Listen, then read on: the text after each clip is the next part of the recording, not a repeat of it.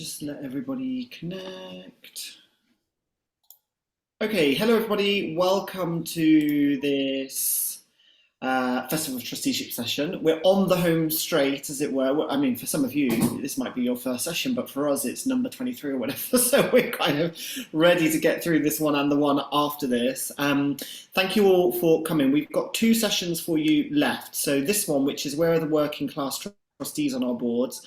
And then not quite straight after, but pretty soon after, we've got imposters on boards, overcoming imposter syndrome. So two sessions left of the festival. I realise it's a Friday evening, but of course you earn, if you come to both of them, you earn yourself a nice treat afterwards. You have to treat yourself though, but that's at 18:30 till 19:30. So if you want to come to that, then please do follow the link. If you've been to any of our sessions, you will already know the things that I'm about to go through, but just a reminder that the session will be recorded. We've already hit recording. You'll receive a copy of the session in due course, and if you're a pass holder, you'll get all the recordings for all sessions later on tonight. Please stay muted on the call unless you're asked to unmute. It just helps make sure that everybody can hear us. Closed captions are available. You just need to enable them from your end. Please use the chat to ask questions and share experiences. We'd love to hear from you. And do remember to keep your comments respectful, useful and accurate. Please also feel free to ignore the chat if you want to. If you find it too distracting, just leave it there and don't engage and focus on the presenters. The last two things to say is thank you to our media partner Third Sector and to our sponsors Ecclesiastical. Their support has meant that the maximum cost for an event is just £5 with lots free, including our aspiring trustee strand. So without further ado, I'm going to hand over to your chair for today, which is Sunday. Thank you so much, Leo, and thank you for everyone for coming to this session. I know it is late in the day, so I'm really glad to see how many people have come. My name is Sunday Blake. I'm an associate editor at Wonky, which is a higher education think tank, but my previous experience with volunteering and trusteeship was through my student union when I was elected an officer. Before then, I had no idea what a trustee was. I had no contact with the charity sector or anything like that. I first came across Penny on LinkedIn when she was looking for working class trustees to be on this panel, but last year, where I had a lot to say because I was not happy about the sort of different cultural norms and exclusions that happened in my experience. I am now the deputy chair of trustees for a charity called the Unite Foundation, and our charitable objective is to give 365 days of free paid for inner city accommodation to care leavers and estranged students so that they are free to focus on their studies and attain and progress at university. I will come to my panelists to introduce themselves and a little bit about their background as well, and any comments that they may have. I have a very loosely defined sort of structure to this conversation because obviously I want to my panelists to feel free to give their insight where they can, rather than me sort of like deciding who needs to answer the question or who's most appropriate to answer the question. We can be a bit more accessible then. And obviously, if you have any questions, please do use chat. It will be really great to also get, I'm not one of these people who are like, don't put comments, only put questions. If you do have comments, insights, best practice, please do share them. And it'll be great for me to read them out to the panel to reflect on as well. So comments as well as questions, more than welcome. Obviously, social class is very difficult to define. I think, you know, we sort of tend to think of it in terms of working class, middle class, upper class, and we all know it's a lot more complicated than that. We know that social mobility is not yet something that we've necessarily achieved in this country. And it's also not a protected class, is also not a protected characteristic under the 2010 Equality Act, unlike things like gender, race, and sexual orientation. And there's an increasing amount of research dedicated to looking at things like class divide, culture, and pay gaps, but class is very much still a sort of forgotten corner of that. Indeed, I actually have an issue with the term social mobility because it suggests that we should be moving out of our class origins when actually why should we have to leave our class behind us and progress into a different type of space? I feel, as someone who moved to Oxford when I was 18 and then did a postgraduate in Exeter, and now I live in Zone 1 London, I could not be more privileged and sort of middle class if I tried. Having gone to 2 elite universities, I very much feel that it has been very much difficult for me to keep in contact with my previous class background. And I've also been lifted out of my community where my sort of trained skills no longer serve my community, but instead I'm in central London. Central London elites don't need me here. Like, I should be somewhere else. And the idea of a beneficiary of an organisation having direct impact to the organisation, traditionally tasked with helping them in the grand scheme of things, is a very new concept. So obviously charity, from the sort of Victorian stage, was this idea of giving to those poorer off than us. But we, when we talk about class and class on boards, we want to talk about people with lived experience of that directly contributing to the charity. Sometimes there will be a clash between boards which are made up of professional middle class people and people from lower classes who run the charities on the ground, or smaller grassroots charities who are more aware of their community needs. And again, it's about getting that insight onto the board where the decisions are made. So hopefully we're going to touch on a few things around hard barriers, so qualifications, financing, networking. I still don't understand networking, and I spend some of my week at parliamentary drinks and I still don't understand what networking is, what I'm meant to be doing there. So if anyone can explain that to me, that'll be great. But also soft cultural barriers, things like behaviours, accents and cultural markers, bearing in mind that misogyny and racism are also linked into these things. My final point on this will be about expenses.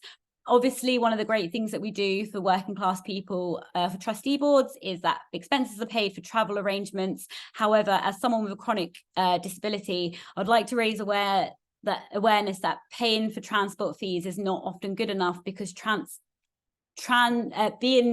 traveling can be detrimental in itself. If you have working class people who are living on the outskirts of the city, why not hold your trustee meeting on the outskirts of the city rather than asking them to commute in for 2 hours, 3 hours, especially with the states that the trains are in at the minute. Right, so that's my little rant over, and now I will take a step back and chair and let other people talk. I would really like to come to Mavis first. If you'd like to introduce yourself, a little bit about your background, and also what interests you in concepts around class and trustee boards and getting working class people onto boards. Hey, hi, my name is Mavis Wenham and I live in East London, Newham, Beckton. I was born in Hackney, grew up in Tower Hamlets and then now in Newham. Obviously a black family, female and a large family, large working class family. My background has been youth work, community work, social work, and I began by volunteering quite early, so around 10 years of age. I found that very difficult to make friends, so I tended to help people, help the teachers, help in the after school club. So that was my interest. Growing up in Tower Hamlets, there was Blair Peach murder, there was Rock Against Racism, there was social work strikes and things. So that's what got me interested in kind of community work, social justice, and social work. My approach is about community leadership. That's what I'm interested in. I'm interested in kind of collaborations, partnerships, and engagement, but really kind of working with the community rather than doing for the community. Co-creating together. Obviously, as I said, social justice, and you know I believe that reward and recognition is very important. Sunday mentioned that people are often working, and I think we should recognise people, not simply those expenses, but at times with reward and recognition. I'm lucky that I live in Newham, and Newham do have across the statutory sector and the voluntary sector, reward and recognition. So if people are doing a piece of work, they will be recognised for that, and they'll. Newham is also a London living wage employer and is encouraging the whole of the community, voluntary and business sector to follow suit. So I think fair pay for people, recognising what's work as well as what's volunteering, encouraging volunteers, but also having a kind of action plan towards from volunteering to employment opportunities. So those are the things that I'm interested in. And I think, you know, for me, it was I am both a non-exec director and a trustee of a large private charity and a GP federation. I have chaired from management committees to vice chair and so on of Migrants' Rights Network, the One Love Centre, a whole range, Hibiscus Caribbean Elders. So I've had a whole range of experience, and that was me kind of just thinking about my passion, deciding, you know, what was available locally, grassroots, that actually kind of grew people from the ground upwards, and allowed them to lead. And then I got involved in those as both as a volunteer and then eventually through management committees and trustees.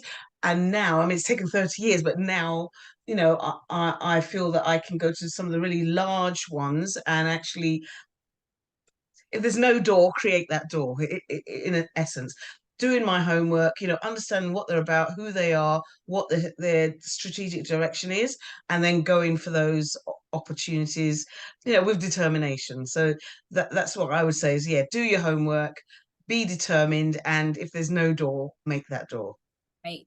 Amazing. Thank you. And I've just let people in the audience know I am taking note of your questions. So yeah, if the chat goes up, I've written them down. Becky from Reclaim, do you want to introduce yourself for a couple of minutes? Sure. Hi, everybody. My name is Becky Bainbridge. I am Chief Executive at Reclaim. I often stumble saying that I am Chief Executive of Reclaim, and probably need to go on to the next session about imposter syndrome, which actually I call imposer syndrome, because it's more about the environment than it is about you. Anyway, that's not what I'm here for. So I hold the very privileged position of leading a youth-informed equalities charity. We're based in Manchester, and what we do is we power working class young people to make change. So we're asking them to think about what those barriers are for them. You know, not just in the work or in education, but all around them. What are they feeling? How do we identify those barriers, and then how do we help them to power through those barriers and make change for other generations of working class young people? Mm-hmm. We also recently have introduced a consultancy element to our work, because we don't think it's fair to just pile the expectation onto young people to fix the problems that have been created by adults. So we are asking adults to now fix problems as well, which is fantastic. I've been at Reclaim for 5 years, and prior to that I've worked in the charity sector for quite a long time, always around the theme of young people. A lot of language in the charity sector that I'm not very keen on. I don't like us being described as disadvantaged. We are underserved, not disadvantaged. But that has been the kind of the theme of my work for the last couple of decades. And prior to that, weirdly, I worked in advertising, which I can go into, but it's not a world for me. Although I did my... We can touch on why it's not a world for you in a bit. I have some sectors in mind that we can talk about, but yeah, we'll focus on trustee boards in a minute, and then see if we've got time at the end to talk about cultural issues in our careers. Yeah. Rodolfo. Oh, sorry, Becky. I thought you finished. Sorry. That's okay. No, it's okay. Oh, okay. Rodolfo. Hello. Hi everyone. So my name is Rodolfo, and I am well, I describe myself as coming from a working class background. I think a lot of what Sunday said at the start. Well, I think these days I've kind of ended up in with all the trappings of middle class, from the job to everything. I am a first generation immigrant. We've moved to the UK from Portugal when I was 14. You know, mum worked in the local hotel, dad worked in the local food factory. You know, first of the family to go to university. For me, what I'm really about these days, increasingly, it's about the need for positive action to tackle this. We can't just expect things to happen, and there is a balance, and you just have to do something proactive to address that balance.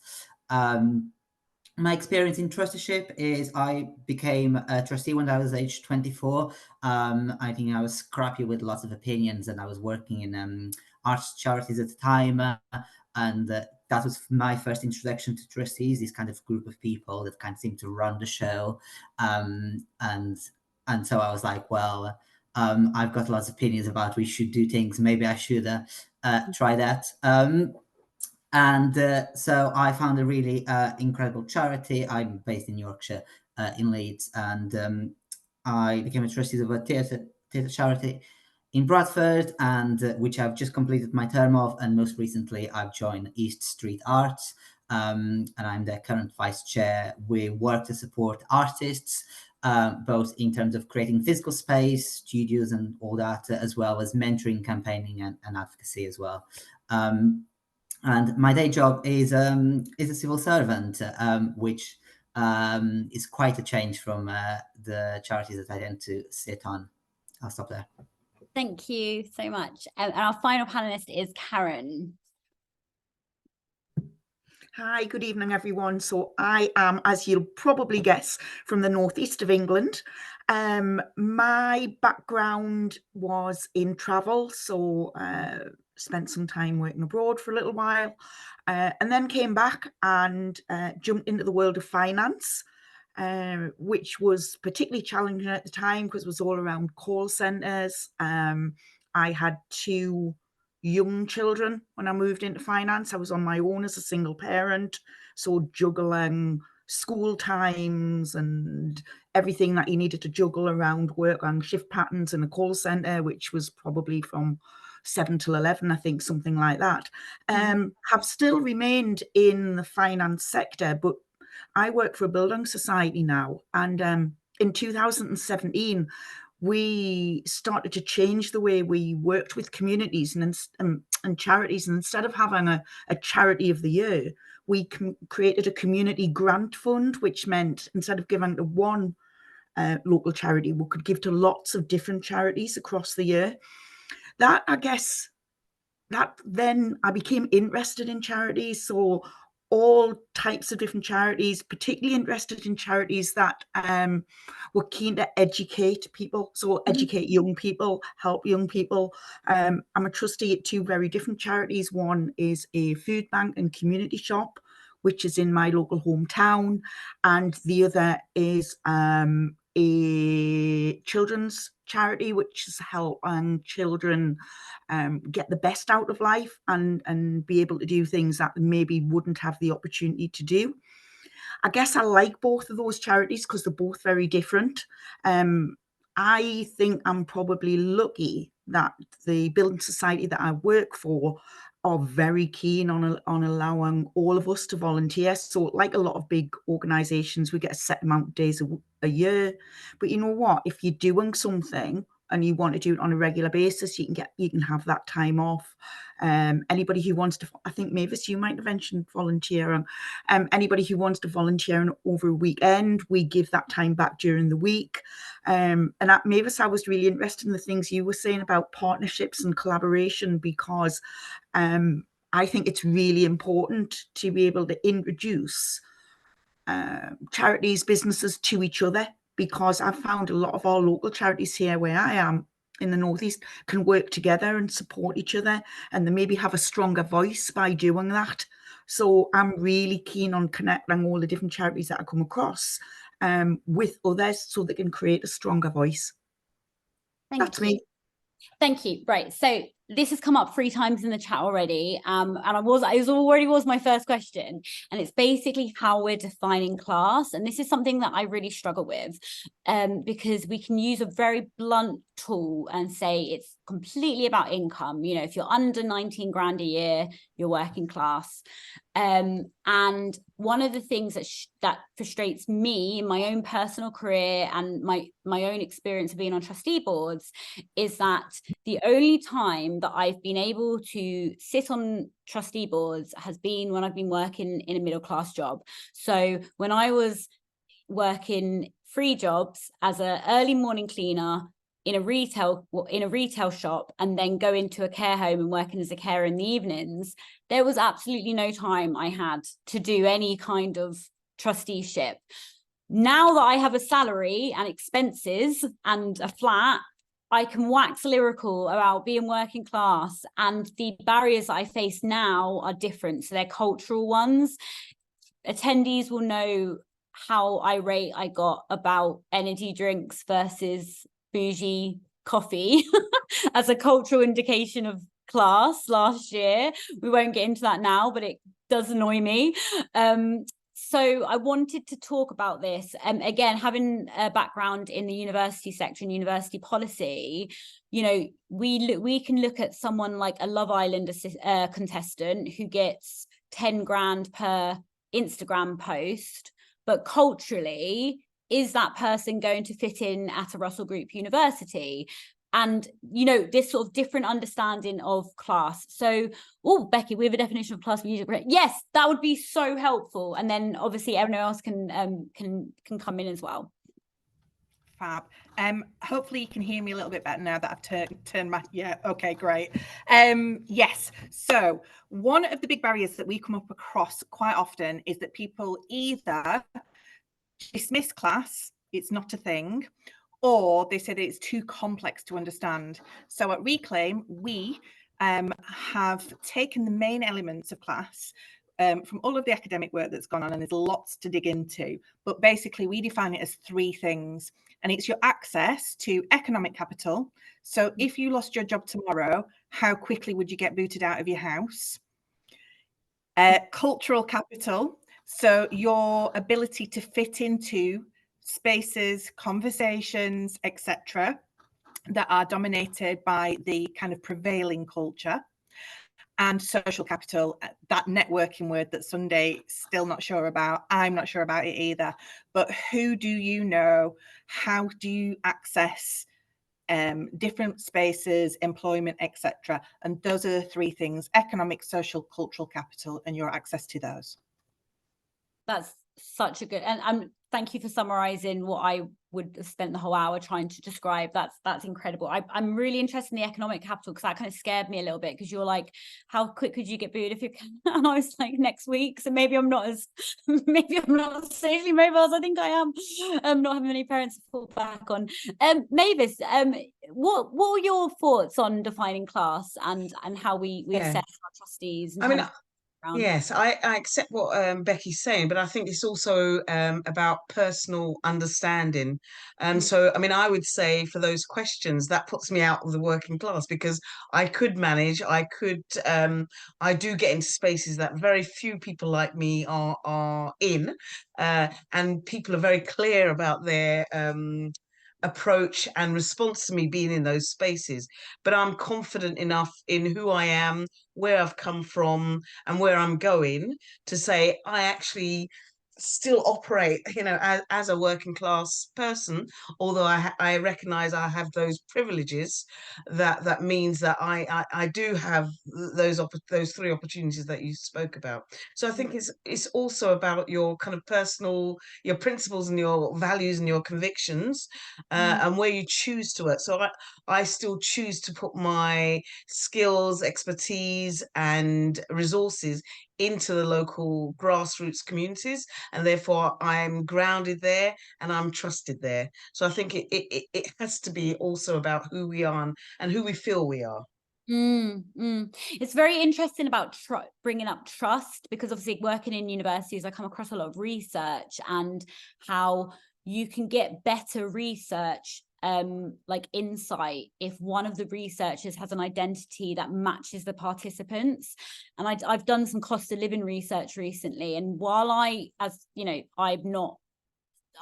a salary through the cost of living, and I actually had a salary uptick because my employers are great, because I could empathize with having that lived experience of poverty. I felt that immediately my conversations with participants were like more authentic, because I wouldn't necessarily say I'm working class now in terms of my income, definitely culture, but like, yeah, that thing about trust and communities and identifying someone in the community that you can relate to, like, such a good point. And I'm so glad that you've raised that. So thank you so much.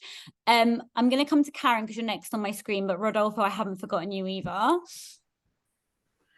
Thanks, Sunday. Yeah, it's interesting. I think it's interesting that you mentioned social and networking. Now, I don't seem to come across any of those issues in networking, and there's various networking events that I go to with lots of various people. So it may be the chief exec, it may be the business development person, it may be the fundraiser, or whatever who was there. And I've always found networking to work because I'm asking, I guess, because I'm asking questions about what are you doing, as opposed to trying to sell something. Because I guess we all, when you go somewhere and somebody dishes out 100 business cards, and then tries to force you down a path, I don't like that. I don't enjoy that. So I think, Mavis, you talked about trust, and I think for me it's that genuine interest to try and find, is there a link that I could link that person with, wherever they're from, whoever they are, doesn't make any difference, does it? And think, right, okay, actually, I'm dead keen that you talk to this person because I think that would be really good for you.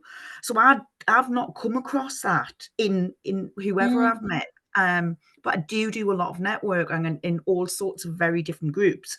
But I think the trust and the grassroots, Mavis, is really important. The food bank and community shop, I love volunteering in the community shop because actually that's where I get the best stories from, and the best hints and tips actually on lots of different things. So yeah, I guess that's what I would say on that, Sunday. Thank you so much. You're going to have to give me some networking tips at another time then, because it seems to be working well for you. Rodolfo, do you want to add in about this issue of sort of nebulous class identity that can't define or struggles to define? So I think it really comes down to self-identification, really. And I mean, one flatmate of mine once did really question the idea that I could possibly be coming from a working class background because I drank coffee and I had books. My mom, who has working since she was about 14, is much more of a voracious book reader than I am even.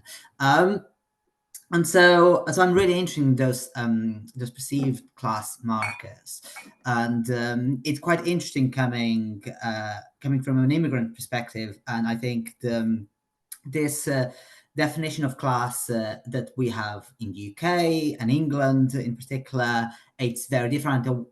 Definitely wasn't something that when I was growing up in Portugal up till 14, I had. I think it's quite different. It definitely exists. But in here we kind of I certainly really internalized it these days. And I really like what Becky said about the access to that. Although a bit like Mavis, I think I might fall out of those. I will say that it is the thing, identifying coming from a working class background, the thing that mostly I feel different from the rest of the boards that I sit in, even though we all have very professional jobs and things like that. I think those markers, which will probably come down into about language and things like that, that really make the difference. And I think also a reticence around when people talk in networks and leveraging your network, I don't know. I feel like I know a lot of people, and I'd probably say I've got an extensive network. Do I have an extensive network that I feel confident that I can leverage the way that people talk about it? I don't know. And so it's, yeah, those things really I'm quite aware of. And I think at the end of the day, when people were asking on the chat about definitions, I kind of go to everyone to self-define. No, that's great. Thank you so much. So we are about halfway through. So I'm going to go through some questions quite quickly. I think one of the things that I would love just to get sort of some ideas around is, obviously, you know, class is very difficult to define. And when we're looking at recruiting to our boards and we want that working class perspective, because class is difficult to define, it's almost difficult to recruit for. On top of that, I don't know about you, but every single board that I've ever been a member of, I've sort of been approached and asked to be to apply for. I've never seen an app, like, you know, when I was working in a shop, when I was working as a carer, I never saw come be a trustee. It was only once I had established my networks. So how does anyone have any ideas on how we approach working class people, how we get working class people to be interested in trusteeships alongside the more logistical issues of cost, time, that sort of thing? Like, how do we reach people in the first place? I'm going to come to Becky, if you would like me to. Yeah, sure, that's fine. Yeah, I think this is probably like the biggest barrier, is that people don't understand the opportunities that are out there to be a trustee. I also think there's probably some myth busting to do as well within working class communities, because trusteeship can almost, I suppose, frighten people, because there is a degree of potential financial responsibility that comes with trusteeship. So it's about going into communities. Again, I'm very keen that we make sure we're not using language such as hard to reach or disengaged and stuff like that. They're not hard to reach. Just get on a bus and go down the road, and people will engage with you and will listen to you. But it's about making that effort to get out into those communities. Like you've just said, Sunday, when you're in a working class community and you're perhaps in the local co-op or whatever, on those notice boards in co-ops, so it's very rare to see anything to do with trusteeship.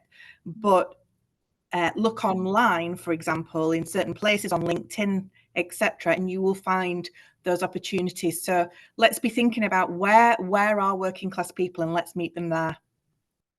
Thank you so much. Such a good answer, and fully agree. Mavis, Rodolfo, or Karen today, do you have anything to add to that? Or Mavis? Yeah, I think it's also about the way you recruit. I mean, one of the trusteeships that I went for, the much larger one, the private charity, it was 5 rounds of interview. I mean, I actually thought it was a paid position, and to come out 5 rounds later and find that there was no remuneration at all, I was astounded. But yeah, so really, I mean, in some instances, you're actually looking for particular people with particular skills, and that might be financial management and so on. But if you're actually going out to people with, you know, asking for lived experiences, being prepared to look at transferable skills, you know, people who are caring for other people, who are supporting their local community, like during the COVID period. If you're actually looking at those sorts of skills and sharing that information with people, but I think it's something about the board themselves having a kind of good ground and an understanding of who they are, where they are, and what they're looking for. Because if they're not prepared to shift in terms of attitudes and approaches, I think it's a waste of time bringing people on and then treating them, you know, abysmally. So I think it is about going out into the community, but it's also about doing your own homework and understanding, you know, what it is you're going for and what sorts of support, i.e. the times you have board meetings. I've been to, you know, board meetings at early morning, late at night, and so on. If people have got children, if people are looking after other people, really think about how you support those trustees, how you develop those trustees into those senior positions as well, in terms of, you know, chair, vice chair, and so on. Yeah, Absolutely. Just let you know, if I look away, it's not because I'm not listening. I just keeping an eye on the time as well, because I've got so much to get through. But yeah, no, thank you for that, Mavis. I'm just wanting to read out a comment from someone called Siobhan, which says a lot of working class people are doing just that, working. They probably don't have time to volunteer as they are busy working several jobs to keep their head above water. And like, again, I 100% agree with that. Like it comes back to that thing of like lived experience and in the immediacy and here and now. Did anyone on the panel want to reflect on that? Rodolfo, I see you've got your mutes come off. Did you want to? Yeah, thank you. So I would say actually in relation to that comment from Siobhan, that actually I think loads of working class people have a really long history of volunteering in their communities.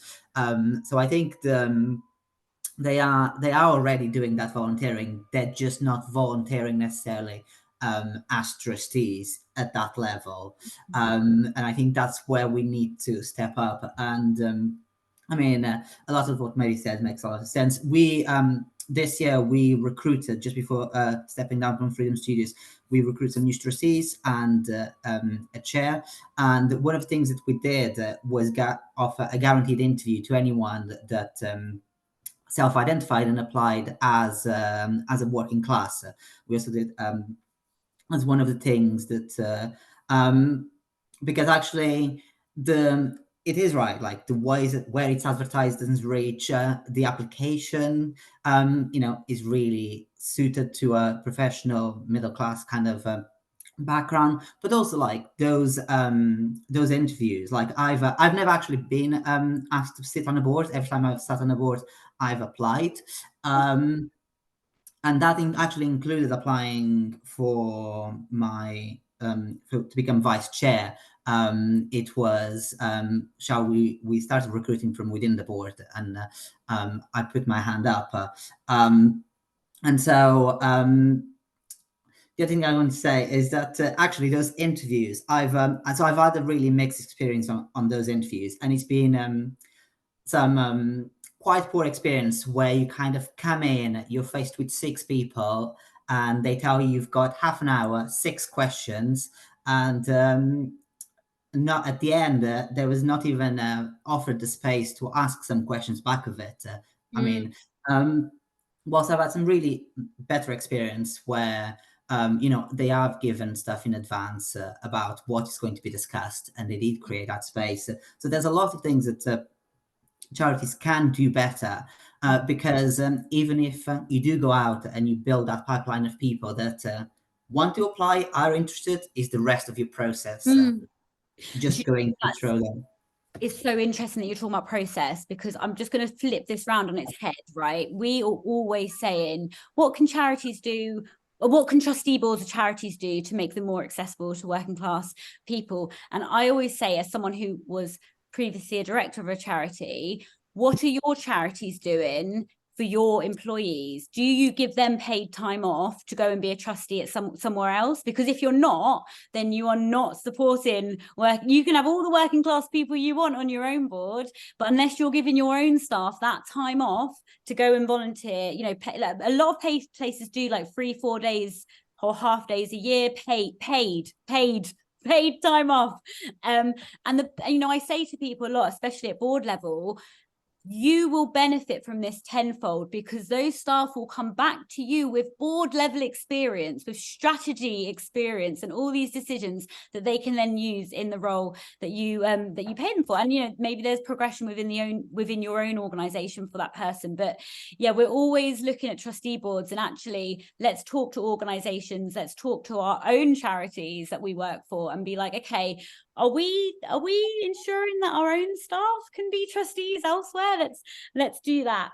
I did want to talk a little bit. I can't remember who brought it up, but I think it might have been Karen, but someone mentioned financial understanding, language, and legal responsibility. And I remember when I did not talk for the first pre-trustee board meetings when I was a trustee, because I was so scared of this legal, you could go to prison if you do something wrong. And I could not afford socially, culturally, economically to have any legal mark on my CV or against my name. And I wondered if you could talk a little bit more about that kind of mystifying and sort of very bureaucratic legalistic language at trustee boards, and if there's anything that we might be able to do around that. Does anyone have anything to say, or I might just come to someone? Mavis, maybe I might come to you around the responsibilities that trustees take on. One thing, this board that I joined, which is a private charity, and as we joined, there was a formal complaint to the Charities Commission. So we've been under investigation for around 5 years now. It's coming to an end. They didn't take over, and obviously it was about the previous board, but obviously we had to go through formal interviews and all sorts of things. They tested our understanding of kind of guidance and charity business and so on. But we kind of stayed grounded in the fact that it was about the people previously. They had no concerns about what we were doing. And so we'd had some good training right at the beginning in terms of charitable responsibilities, our objects and so on. So I think it's about that myth busting, that explain to people what the responsibilities are, what the challenges could be, and understand how they're ensured and supported should anything arise. So it wasn't something that I really kind of took seriously until this particular experience. And I found, although it was very formal and concerning, I stayed there in the understanding that it wasn't about me, it was about some stuff that had happened previously. Okay. I mean, we don't just have to talk about the legal side of it, but like just intimidation in general and sort of being in an unfamiliar sort of environment. Does anyone else have any comments around that and class background and experience? Sunday, I think it's interesting because I think that, so I got pigeonholed when I joined the both trustee boards in thinking that they wanted to put me into the finance group, and that's not my skill set at all. That's not, and it took like quite a lot of discussion because they automatically put me in a subgroup of finance, and that's not where I think I could best support anybody.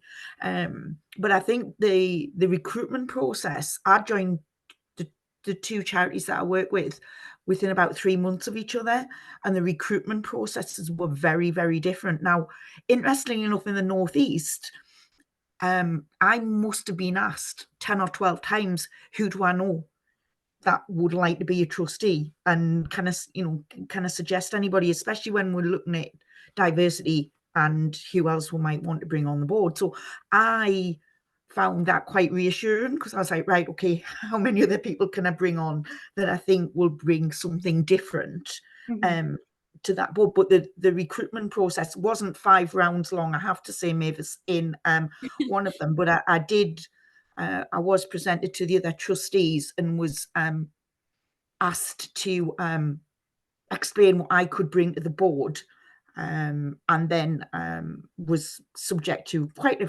an interesting round of questions, which was quite off-putting, to be honest with you, and didn't feel very warm, and it didn't feel a very welcoming experience. And thinking about recruitment as a whole, whether it be for a charity or whatever, it was a very off-putting experience. And now, funnily enough, I did give that feedback, and the chair at the time is no longer the chair. But I just felt I had to give that feedback, because had I not been a bit of a Newcastle girl and broad-shouldered, I could have very much been put off joining that charity, which would have been a real shame. Yeah, I'm very glad that you didn't. There's some comments in the chat along the lines of like, this is where thorough induction training, buddying is really important for new trustees. Someone else is talking about trustee liability, and again, like this kind of clarification is exactly the kind of clarification. So if you saw the board this talk last year, I had one very bad experience of being on a trustee board and one very good experience, which I'm still on now, which is why I'm now the deputy chair. But again, this idea of, I didn't know what the word liability meant. Like, I was like, what does liability mean? You know, so I think Mike Allen, who is from Involved Community Services, talking about this need for like induction and buddy-in. And I think buddy-in is really, really important. Like having that one person that you can go to and talk to, say if you don't understand stuff. I make a point in my meetings. So we've got great trustees now, and I always make a point of, if there's a word that I don't know, I will just say, sorry, I don't know that word. Can you say? And I like basically try to model that it's fine to not understand stuff. And sorry, comments are coming through thick and fast. I will go back to them, but we're running out of time and we have a board of experts here, and I'm very conscious of that. So what I'm going to do is I'm going to come to Becky to see if she's got anything to add in. Then I'll go to Rodolfo, back to Mavis, and back to Karen. And then hopefully we'll be able to like come to, or see what the consent, if there is indeed a consensus, see what the consensus around class and trusteeship is. So Becky. Yeah, I think I agree with pretty much everything that my fellow panelists have talked about. I think the chair quite often sets the tone and the culture for a board. So that is a really crucial piece of recruitment. If you are committed to class diversity on your boards, then the chair has to really, really champion that. I love the buddying idea. I think that is really crucial. I'd also just like to kind of throw in as well, we have a young trustee on our board.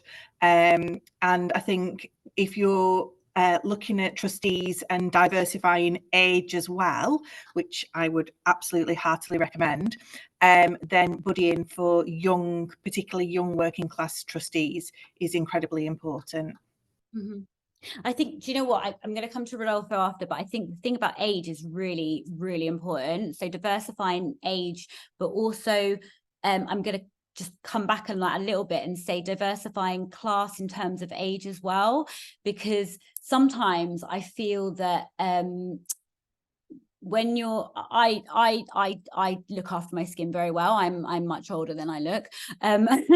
Sometimes I feel that you can get initiatives for young people, you can get initiatives for working class people, but it's not explicit that that second group is for a range of ages.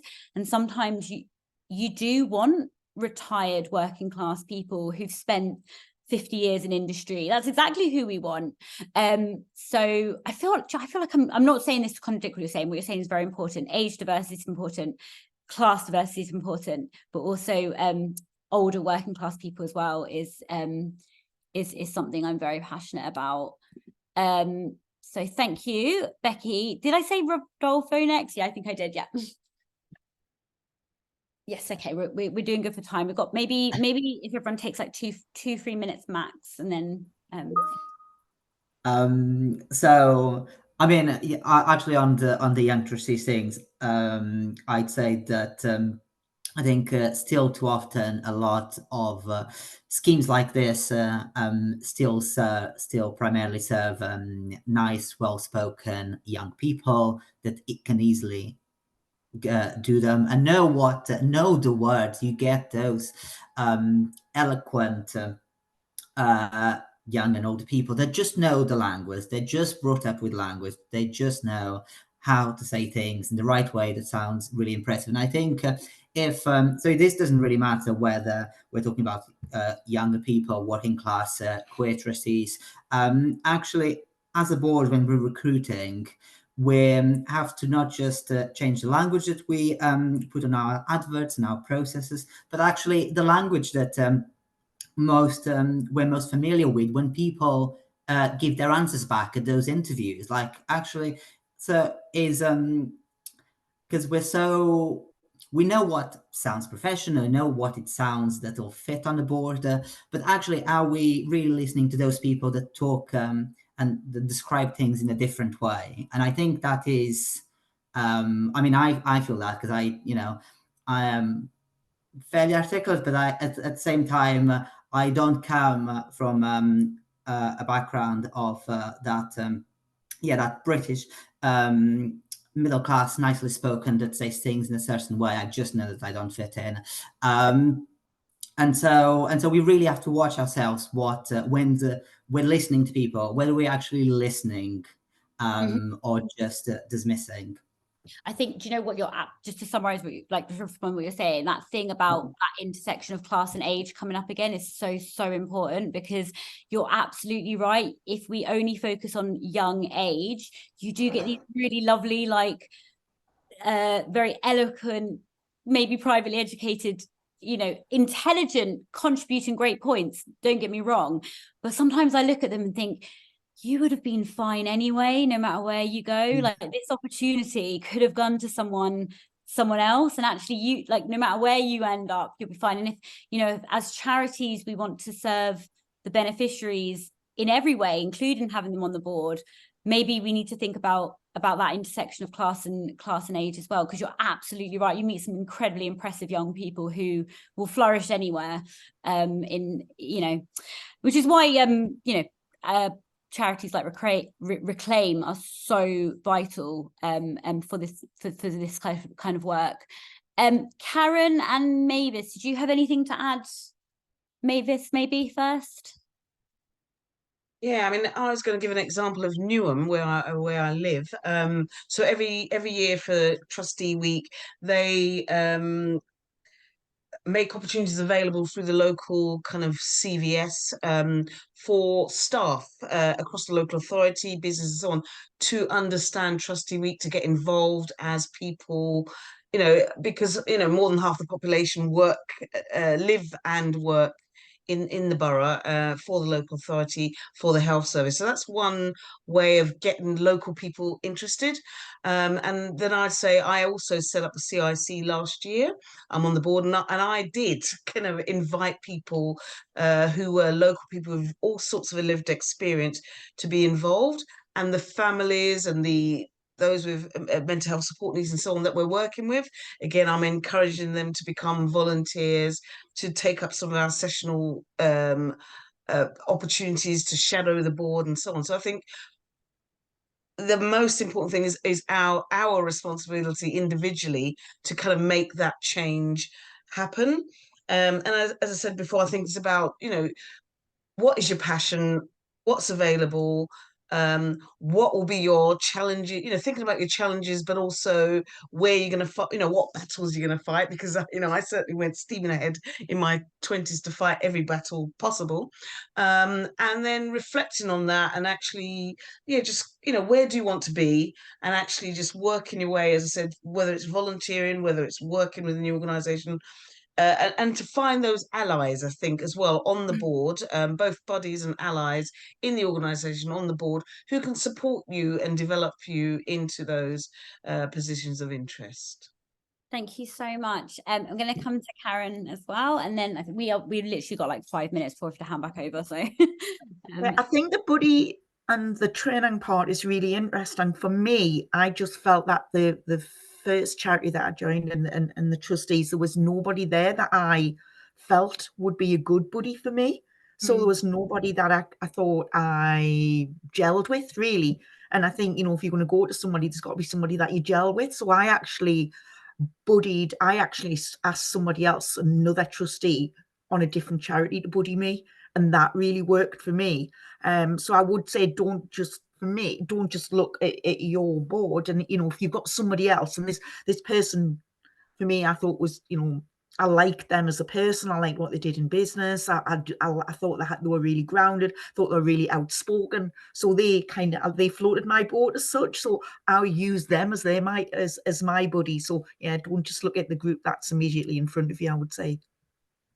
That's a great call to action, and also I think that's really important for trustee boards to be aware of that as well, and not just on the individual trustee, but actually, is this person, young person or working class person or somehow other marginalized person, do we have the right buddy for them, or is there someone else in our sort of like charitable networks that could step in? I think that's a fantastic point to end on.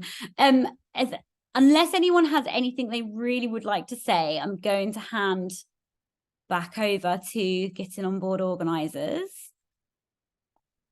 Okay, I'm going to hand over to Leo. Thank you. Quickly. Thanks so much, Sunday. Thanks everybody for attending this evening and for the panel. I mean, very interesting. Like, we could go on for hours on this, but I think even in the last 55 minutes, it just shows you how complex class is as an idea. And I was just popping in the chat there to Penny. I'm from Grimsby originally, very working class, but now sound posh according to my sisters, you know, because you kind of can't win. Like, your voice was too northern for certain opportunities, so you change it slightly and you feel like you've betrayed an entire class, which perhaps I have done. I don't know, I live in South Wales now, so I sound different depending on how many glasses of wine I've had. Anyway, that aside, we are going through to the final session now. I'm just going to pop in the chat function, the last one. It's very similar, in similar vein, between 6:30 and 7:30. It's Imposters on Board, Overcoming Imposter Syndrome, which links to also Becky's introduction about imposter syndrome. So come and have an exploration of that in a bit more detail. We've also popped in there the feedback form for you to complete. And of course, you can have a look at the rest of the programme for today. Otherwise, if you're not coming to the final one, a big thank you to all of you for making the festival what it is. You know, a collection of people from across the country contributing their ideas, thoughts, perspectives, history, heritage, and also some personal stories about their journey through trusteeship, and it wouldn't be what it is without all of you. So thank you for attending, and again thank you to Sunday for chairing this session so excellently, and to Rodolfo, Mavis, Becky and Karen for your contributions. And thanks very much, everybody. Have a good evening. If you're not coming to the next session, if you are, the link has just been put in the chat and we will see you there. Thanks. Thanks very much, everybody. Bye.